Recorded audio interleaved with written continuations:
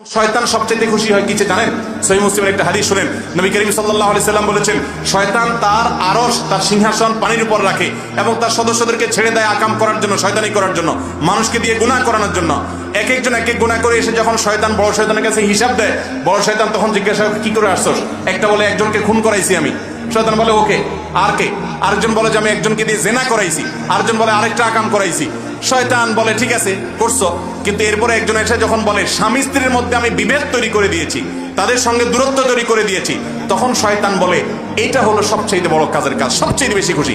সহিহ মুসলিমের হাদিস, নবী সাল্লাল্লাহু আলাইহি ওয়াসাল্লাম থেকে বর্ণিত। তাহলে বোঝা গেল স্বামী স্ত্রীর মধ্যে যদি সম্পর্ক নষ্ট হয়, দূরত্ব হয়, সবচেয়ে খুশি হয় কে? শয়তান। অতএব স্বামী স্ত্রীর মধ্যে কোনো বিষয় মনোমালিন্য হতে পারে, কিন্তু সম্পর্ক নষ্ট করবেন স্থায়ীভাবে বা দীর্ঘমেয়াদী, এটা জায়েজ নাই। স্বামী স্ত্রী যত সুসম্পর্ক থাকবে, যত মিল মহব্বত থাকবে, তারা এই ক্ষেত্রে অনেক বেশি মুত্তাকি এবং আল্লাহ তাআলার প্রিয় মানুষ হতে পারবে। আর স্বামী স্ত্রী সারাদিন ঝগড়া লাগে, কথায় কথা শুধু তালাকের কথা বলে, বই বাপের বাড়ি চলে যাওয়ার ধমক দেয়, স্বামী তালাকের ধমক দেয়, দুইটাই অমানুষ এবং ছোট লোক। যারা ভুল ত্রুটি হবে, একসাথে থাকতে গেলে স্বামী স্ত্রী অনেক উল্টাপাল্টা হবে, তারপরেও যদি মিলেমিশে থাকে, স্বামীর একটা দোষ দেখছে, আমার স্বামীর অনেক গুণ আছে মাশাআল্লাহ, যেগুলো অন্যের মধ্যে